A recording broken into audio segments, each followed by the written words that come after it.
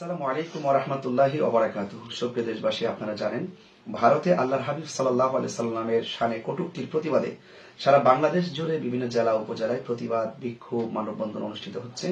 এরই ধারাবাহিকতায় আজ 30শে সেপ্টেম্বর বিকাল 5টায় ব্রাহ্মণবাড়িয়া প্রেস ক্লাবে আমাদের একটি মানববন্ধনের আয়োজন করা হয়। উক্ত মানববন্ধনটিকে সফল এবং সুন্দর করার জন্য আমরা প্রশাসনের কাছে আমরা সহযোগিতা কামনা করি এবং প্রশাসন আমাদেরকে বলেছেন যে উক্ত প্রোগ্রামটি বাস্তবায়নের ক্ষেত্রে সিকিউরিটি থ্রেট রয়েছে।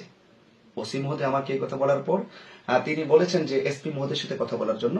আমরা এসপি মহোদয়ের সাথে আমি নিজেই কথা বলেছি এবং এসপি মহোদয় নিজেও বলেছেন যে হুজুর এখানে একটু সিকিউরিটি থ্রেট আছে। বিভিন্ন ফেসবুকে বিভিন্ন উগ্রবাদীরা বিভিন্ন ধরনের লেখালেখি করতেছে। আমার মনে হয় আপনি একটু ডিসি মহোদয়ের কাছে আলোচনা করে যদি একটু সিদ্ধান্ত নিতে পারেন তাহলে আমরা আপনাদেরকে পর্যাপ্ত নিরাপত্তার ব্যবস্থা করব। তো আমি এসপি মহোদয়কে গত রাত্রেই আমি বিষয়টা নিশ্চিত করেছি যে ইনশাল্লাহ আমরা আগামীকাল অর্থাৎ আজকে আর কি আমরা ডিসি মহোদয়ের সাথে সাক্ষাৎ করব। তো আমাদের ওসি মহোদয় এবং এসপি মহোদয় গত রাত্রে যখন আমাদেরকে এই প্রোগ্রামটি সিকিউরিটি থ্রেট বলে আমাদেরকে উল্লেখ করেছেন, তো সেই সময় থেকে আমরা উক্ত প্রোগ্রামটিকে আমাদের যারা দূর দূরান্ত থেকে যারা আসার কথা ছিল আমরা তাদেরকে নিশ্চিত করেছি। যেহেতু একটু ঝামেলা হওয়ার সম্ভাবনা আছে, আমাদের প্রোগ্রামটি স্থগিত করলাম। তো স্থগিত করে আমি ডিসি মহোদয়ের সাথে একটু সৌজন্য সাক্ষাৎ করার জন্য আজকে মূলত আমি ব্রাহ্মণবাড়ি গিয়েছিলাম। আমাদের দুই একজন প্রতিনিধিকে নিয়ে আমরা সাক্ষাৎ করব। তো সেই মর্মে আমাদের ব্রাহ্মণবাড়িয়ার ফকিরেপুল ক্যাফে আব্দুল্লাহর সামনে আমাদের 3-4 জন প্রতিনিধি সেখানে অবস্থান করেছিলেন। তাদেরকে ফোন দেওয়ার পরে আমি সেখানে যাই। সেখানে যাওয়ার পরে আমি ক্যাফে আব্দুল্লাহর ভিতরে 2 মিনিট আমি বসার পরে আমি আমাদের প্রতিনিধিদেরকে নিয়ে আমি গাড়িতে উঠি। গাড়িতে ওঠার পরে গাড়িটা ঘোরায় আমি কাউতুলি অভিমুখে হওয়ার পথেই আমি ব্রিজটা পার হওয়ার পরে দেখলাম যে কতিপয় মাদ্রাসা ছাত্র অর্থাৎ জামিয়া ইউনুসিয়া মাদ্রাসাটার বরাবর সেখানে কতগুলো ছাত্র দৌড়ায় আমার গাড়িটা অ্যাটাক করে। আমি তখন গাড়ির ভিতরে ছিলাম। তারা কোনো কথাই শুনতে প্রস্তুত না। তারা আমার গাড়িতে সামনের গ্লাসগুলো ভাঙচুর করে এবং আমাকে হামলা করার জন্য তারা খুব জোর চেষ্টা করে এবং আমার গাড়ির পাশের গ্লাসও কিন্তু তারা ভেঙে ফেলে এবং গ্লাসের কণাগুলা সিটে আমাদের গাড়িতে যারা ছিলেন তাদের উপরে ছিটকে পড়ে এবং পাশাপাশি আল্লাহর অশেষ রহমতে আমি কিন্তু সেখান থেকে চলে আসতে পেরেছি।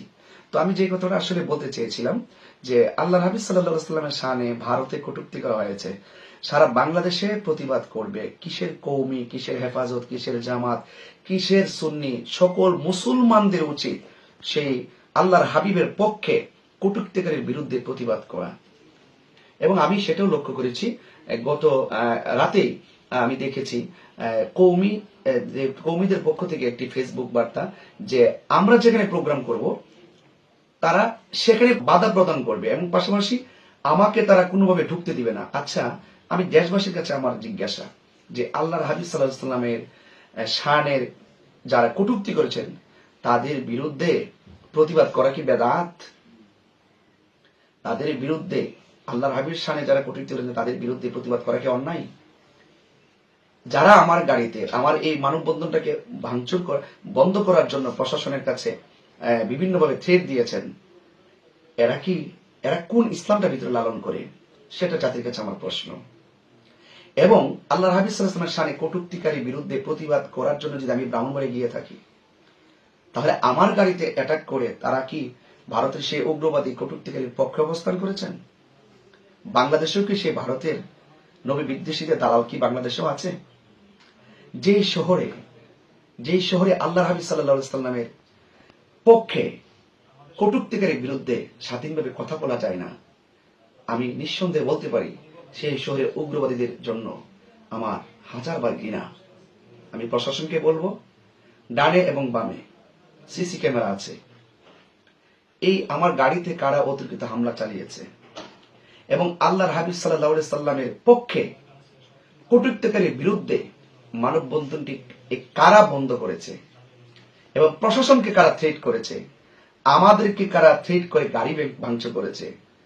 আপনারা প্রশাসন সিসি ক্যামেরা সংগ্রহ করে সিসি ক্যামেরার মাধ্যমে আক্রমণকারী, হামলাকারী, উগ্রবাদীদেরকে চিহ্নিত করে আপনারা তাদেরকে আইনের আওতায় আনুন। আরেকটি কথা আমি ব্রাহ্মণবাড়িয়া হেফাজত, কওমি এবং বিভিন্ন ঘরানার আলেমদের উদ্দেশ্যে আমি বলছি, আপনারা জানেন যে আমি ব্রাহ্মণবাড়িয়ার সদরেরই সন্তান।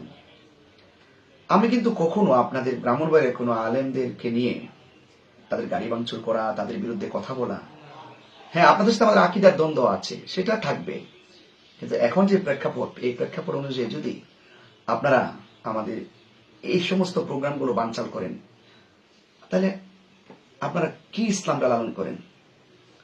আপনারা কোন নবীর আদর্শ লালন করেন আমাকে একটু বলেন। আপনারা জুলুসকে বলেন বেদাত। আজকে কি আমি জুলুস করতে গিয়েছিলাম?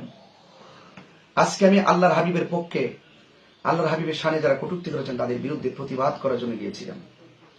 বিনিময়ে আমার গাড়ি ভাঙচুর করা হলো, সেই অনুষ্ঠানটি, সেই প্রোগ্রামটিকে ক্যান্সেল করা হলো। তা আপনারা কোন ইসলাম লালন করেন আমাকে একটু বলেন। দেশবাসীর কাছে আমার জিজ্ঞাসা, তারা কোন ইসলামটা লালন করে? আপনারা জানেন যে গতকালও আমাদের বাড়িতে ব্রাহ্মণবাড়িয়া থেকে বিভিন্ন ধরনের আলেমরা এসেছিলেন, বিশেষ করে ফাতা হুজুর আসছিলেন, তিনারা আমার বাড়িতে আসছিলেন। তাদের সাথে আমার হাজার বার আকীদার দ্বন্দ্ব।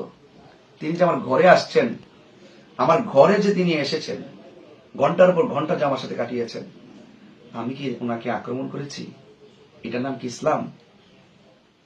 তা আপনারা ব্রাহ্মণবাড়ি গিয়েছি, আপনারা মনে করেন যে ব্রাহ্মণবাড়িটা আপনাদের। তো আপনারা বারবার এভাবে আহলুস সুন্নাত ওয়াল জামাতের আলেমদের, আহলুস সুন্নাত ওয়াল জামাতের বিভিন্ন কর্মসূচিকে লাঠিসোঁটা নিয়ে রাস্তায় বসে থেকে প্রতিবন্ধকতা সৃষ্টি করেন এবং আলেমদের উপরে আক্রমণ করেন।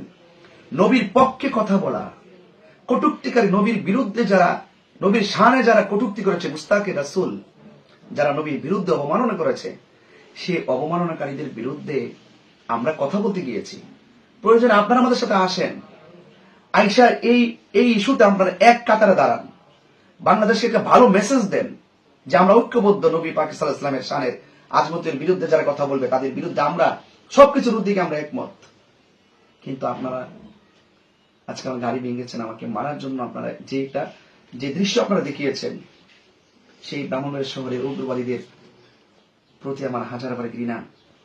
আমি প্রশাসনকে বলবো, অনতি বিলম্বে কারা রামগিরি মহারাজের পক্ষ নিয়েছে, কারা নীতিশ নারায়ণ রানের পক্ষে নিয়েছে, কারা নূপুর শর্মার পক্ষে নিয়েছে, কারা রসুল পাকের শানের পরিপন্থী যারা উগ্রবাদী, যারা নবী পাকের বিরুদ্ধে কটূক্তি করেছে, তাদের পক্ষ নিয়ে আমাদের গাড়িতে আক্রমণ করেছে, তাদেরকে অনতি বিলম্বে চিহ্নিত করে আইনের আওতায় আনেন। আর না হয় আহলুস সুন্নাত ওয়াল জামাতের পক্ষ থেকে বিশাল কর্মসূচি আসবে এবং আল্লাহর হাবিব সাল্লাল্লাহু আলাইহি সাল্লামের শানে কটূক্তিকারের বিরুদ্ধে কথা বলতে গিয়ে যদি আমাদের মৃত্যু হয়, আমাদের মৃত্যু হবে। কিন্তু সেই উগ্রবাদীদেরকে হয়তো আইনের আওতায় আনেন, আর না হয় এই আন্দোলন, এই বিক্ষোভ কর্মসূচি সারা বাংলাদেশ ছড়িয়ে পড়বে। ব্রাহ্মণবাড়িয়া প্রশাসনকে বলবো, সিসি ক্যামেরা সংগ্রহ করে উগ্রবাদীদেরকে আইনের আওতায় আনুন। কে বা কারা এই ঘটনা ঘটিয়েছে এবং আমাদের এই মানববন্ধনটি বানচাল করেছে, আমি অনুরোধ করব তাদেরকে অনতি বিলম্বে আইনের আওতায় আনুন। আসসালামু আলাইকুম ওয়া রাহমাতুল্লাহি ওয়া বারাকাতুহু।